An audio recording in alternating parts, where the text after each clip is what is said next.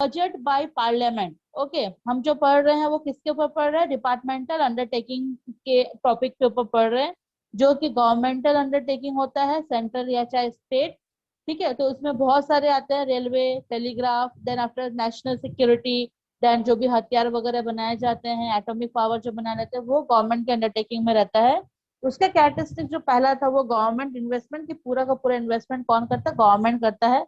Second जो है budget by parliament, मतलब जो भी बजटिंग होता है पार्लियामेंट में, उसी के ही थ्रू जो है पार्लियामेंट मतलब अंडरटेकिंग, डिपार्टमेंटल अंडरटेकिंग में इन्वेस्ट करते हैं। जैसे कि इससे बोला जा रहा है, बजट में देखोगे आप लोग, the total expansion to be incurred on such undertaking and the budget is pass during the budget session. ठीक है, जितना भी एक्सपेंसेस टोटल हुए रहते हैं इस अंडरटेकिंग बिजनेस में, जब बजट होता है तो उसका पूरा जो लेखा जोखा जो भी है, कितने एक्सपेंडिचर हुए, कितने इनकम हुए, ये सारा चीज उस टाइम पे बजट के टाइम बताया जाता है। This budget is framed by the officer concern and minister of department as per the construction of the finance minister. जो भी फाइनेंस मिनिस्टर्स वगैरह होते हैं, ठीक है, और अलग अलग जो डिपार्टमेंट के मिनिस्ट्रीज वगैरह होते हैं, ये बजटिंग जो है डिसाइड करते हैं। ओके, बजटिंग सब मिलके ही बनाते हैं।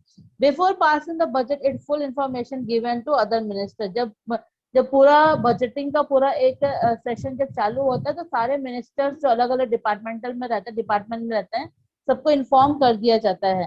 ठीक है, मेंबर ऑफ पार्लियामेंट को। then auditing control this undertaking में सेम एप्लीकेबल। ठीक है, उसका फिर ऑडिटिंग कंट्रोल होता है उसके ऊपर। उसके बाद ये बजट पास किया जाता है।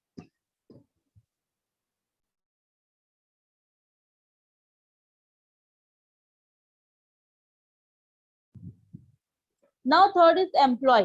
अंडरटेकिंग बिजनेस में गवर्नमेंट एम्प्लॉय ही रहते हैं। ठीक है, the employees of the undertaking of the public servant of the central government, central government के ही पब्लिक रहते हैं। The personal is selected through the union public. UPSC के एग्जाम देने के बाद ही जो है इसमें डिपार्टमेंटल गवर्नमेंट डिपार्टमेंटल अंडरटेकिंग में जो है उसमें लिया जाता है। यूपीएससी का जो फाइट होता है ना, तो इसी में ही उसको उनको फिट किया जाता है। ठीक है, उनको दिया जाता है, प्लेसमेंट दिया जाता है सिक्योरिटी में, रेलवे में, एटॉमिक पावर में, पोलार गोल्ड इसमें। ठीक है, इन्हीं लोगों को दिया जाता है जो यूपीएससी फाइट करते हैं। देन फोर्थ है कंट्रोल। कंट्रोल किसके अंदर में रहता है? The full control of such undertaking rest with the supreme officers of the department in to keep control over the officers and provided necessary suggestion and committee 2 or 3 members is formed under the chairmanship of the minister concerned। जो भी control यहाँ पे full control जो रहता है वो पूरा का पूरा सुप्रीम ऑफिसर, जो सेंट्रल गवर्नमेंट के जो सुप्रीम ऑफिसर्स होते हैं ना, उनके कंट्रोल में रहता है। और वो जो कंट्रोलिंग जो ओवर ऑफिसर्स वगैरह रहते हैं, उनके सजेशन के थ्रू ही, जो कमेटी के सजेशन के थ्रू ही जो है आगे का प्रोसीजर किया जाता है। और इसमें मेंबर 2 या 3 जो है मेंबरशिप बनाए जाते हैं, चेयरमैनशिप मिनिस्टर जो है कंसर्न किए जाते हैं। Now fifth is accountability.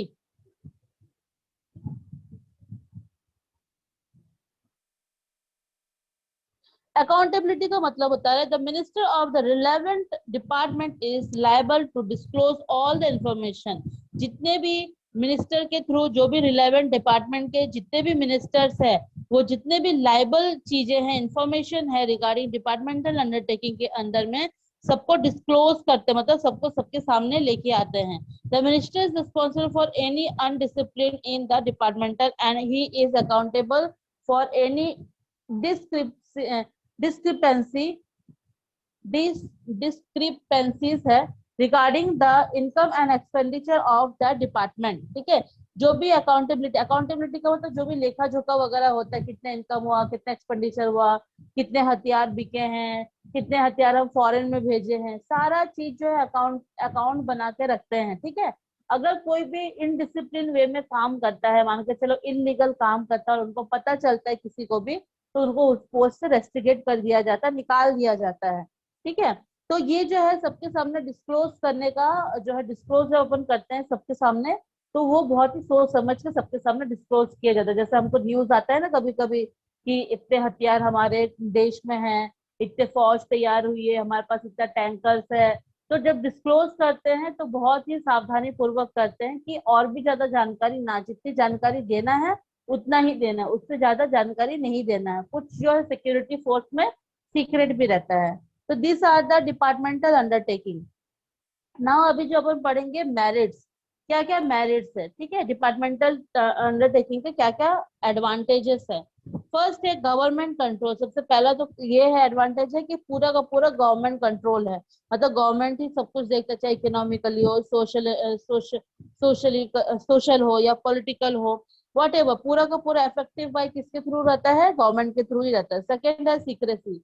Undertaking, departmental undertaking में सीक्रेसी बहुत ज्यादा मेंटेन किया जाता है, क्योंकि अगर एक भी इंफॉर्मेशन लीक होती है तो हमारे देश के लिए जो है खतरा हो सकता है। तो इसलिए बहुत ही सीक्रेट तरीके से जो है चीजों को बनाया या फिर किया जाता है, डिसीजन लिया जाता है।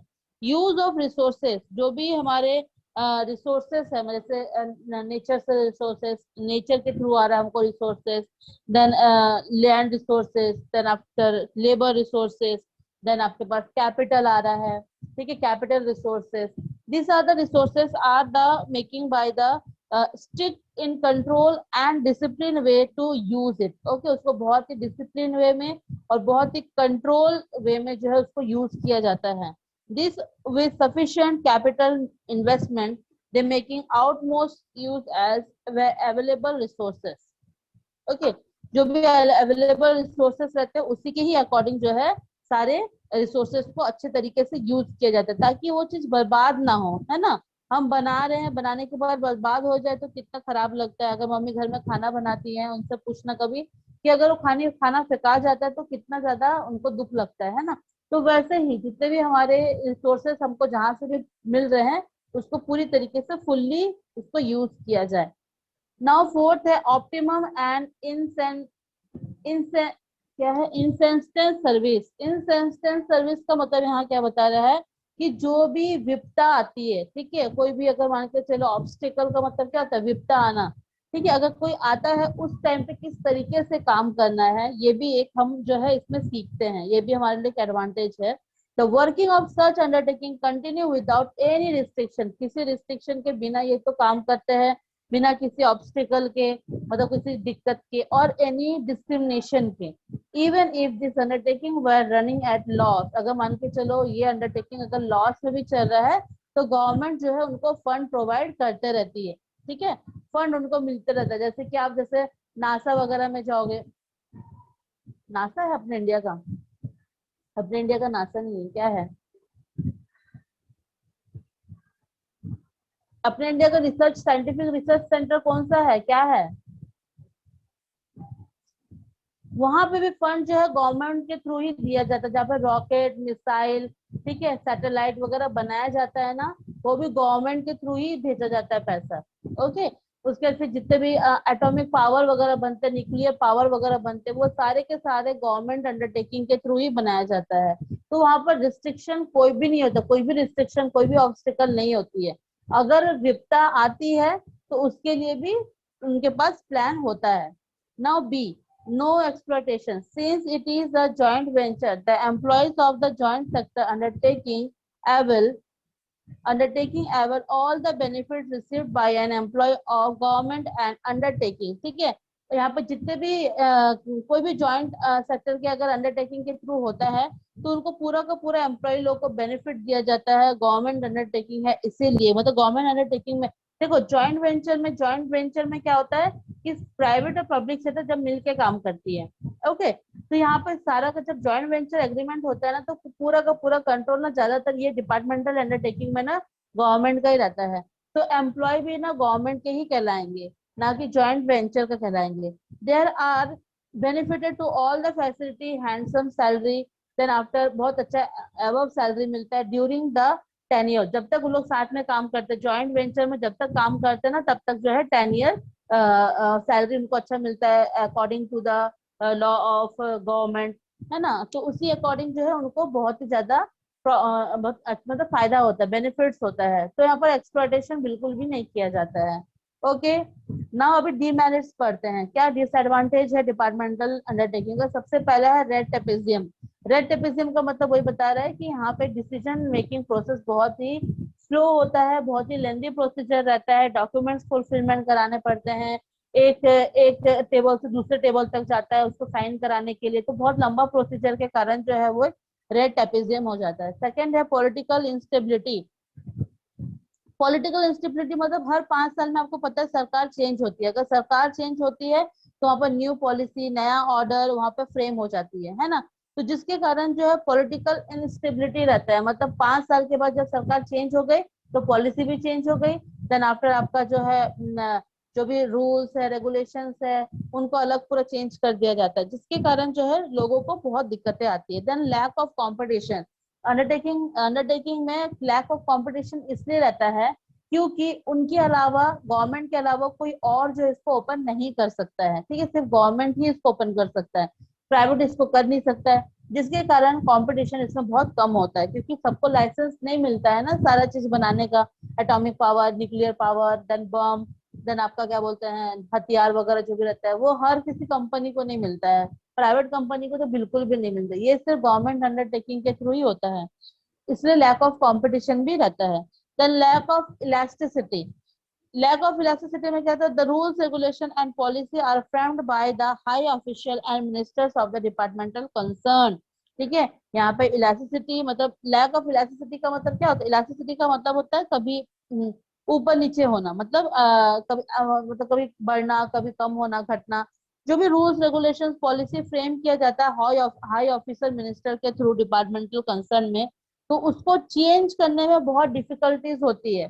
ठीक है, इलास्टिसिटी का मतलब क्या होता है, कोई भी चीजों को चेंज करना, तो चेंज करने में बहुत दिक्कतें आती है क्योंकि रूल्स रेगुलेशन ऑलरेडी पहले से बने हुए हैं, जब उसको हम चेंज करने के लिए जाते हैं ना तो वहां पर जो टॉप ग्रेड के जो मिनिस्टर्स वगैरह बैठे रहते हैं उनको बहुत दिक्कतें आती है। Then lack of efficient and skilled employ, यहाँ पे बहुत ही ज्यादा इफिशिएंट और स्किल्ड एम्प्लॉयड आपको मिलेंगे, एम्प्लॉयज मिलेंगे। The government to be committed toward creation of welfare state and so part of the welfare policy government is compiled to recruit the employ on the basis of their category. Here the government has to compromise on certain points, that is education qualification, relaxation in age, experience, ठीक है। Due to this policy there is secretary and efficiency of skilled employ. देखो कोई कोई ऐसा होता है ना कि स्किल्ड एम्प्लॉय नहीं मिल पाने के कारण जो है बहुत सारे एजुकेशन जो है क्वालिफिकेशन दिया जाता है, रिलैक्सेशन एज दिया जाता है, एक्सपीरियंस छूट दी जाती है, तो जिसके कारण जो है एम्प्लॉयज भी उनको स्किल्ड और इफिशिएंट नहीं मिल पाते हैं उतना ज्यादा। ठीक है, देन सिक्स है पॉलिटिकल इंटरफेरेंस। यहाँ पर पॉलिटिकल इंटरफेरेंस इसलिए होता है क्योंकि गवर्नमेंट के अंडरटेकिंग में है ना, गवर्नमेंट के अंडरटेकिंग में कोई भी चीज अगर रहती है तो यहाँ पे पॉलिटिकल इंटरफेरेंस होना ही है। तो politician wanted to see their favourite on the highest position so as favour of them their candidate. वो चाहते हैं, हर पॉलिटिशियन ये चाहता है कि उनको एक अच्छा पद मिले, अच्छा पोस्ट मिले, ठीक है, ताकि वो जो है अपना बेनिफिट अच्छे से कर सके, तो पॉलिटिकल इंटरफेरेंस रहता ही है। Then what is the conclusion, क्या कंक्लूजन हुआ इसका, no policies are friend for the deterioration of the government undertaking. The success of this undertaking lies not only in framing development plans and policies but also on their proper implementation. ठीक है, मतलब अगर अगर हम उसको सही तरीके से इम्प्लीमेंट नहीं कर पाएंगे तो ऐसा रूल्स और रेगुलेशन का कोई भी मतलब नहीं है। बस इतना ही बोलना चाह रहा है। समझ में आया यहाँ तक, डिपार्टमेंटल अंडरटेकिंग तक। कल जो Yes. है हम सैटरडे कॉर्पोरेशन करेंगे। Okay okay, now class is over. Thank